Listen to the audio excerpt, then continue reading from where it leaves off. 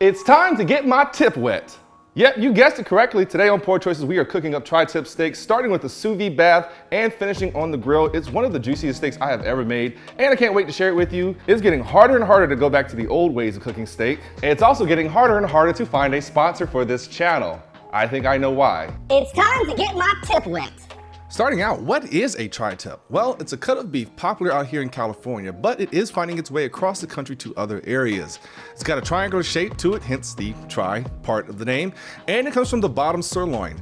It's a delicious and flavorful cut of meat that with the right care can make some of the best steak you've ever had. First time I ever had this was at a Brazilian steakhouse and I could not shut up about it. The only downside is that overcooking it will make it super tough, so keep that in mind for all you well-done eaters out there. I've got just under a 3-pound tri-tip here from Whole Foods. This one came trimmed already, but if you notice any hard fats on the meat, just trim that off. Today I'm using the Meat Church Holy Gospel rub on my tri-tip, but you can use any of your favorite barbecue rubs or keep it simple with salt and pepper, maybe a little bit of garlic. Make sure to hit all sides with a good coating of seasonings and then let it hang out for about 15 minutes so that rub can start to work its way into the meat.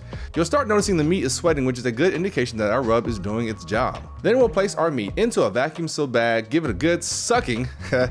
Oh, still not getting any sponsorships here. And sealing, of course, and then we're gonna plunge our tri-tip into a sous vide bath at 131 degrees for 5 hours. You heard me correctly.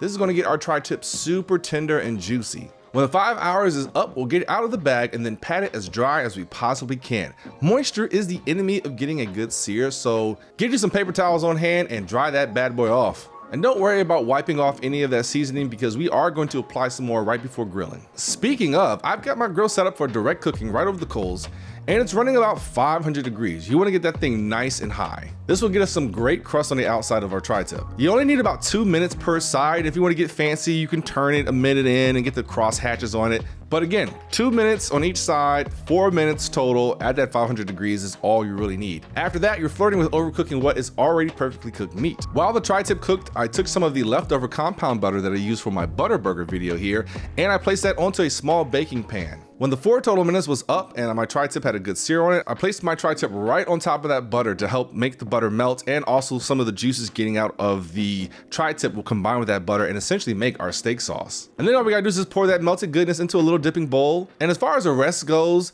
really it's just however long it takes for that butter to melt. That's really all the resting that you have to do because we already cooked this perfectly through in the sous vide process, so we're not really in jeopardy of losing too much juice if we cut right away into it. So slice it up against the grain, of course, and FYI, tri-tip grain tends to fan out from the central point and sometimes it can go like kind of slightly in 2 different directions. So just make a mental note of how the grain is running when you first get it out of the packaging, because once all that seasoning gets on top, it's gonna be much more harder to tell which way your grain is going. And that's it. I kid you not, this was literally probably the juiciest steak I've ever made, and I'm going to make so much of this summer. It was so easy. So give it a try and tell me how it went. Hey, this is Poor Choices. We have a Patreon, which is linked down in the description.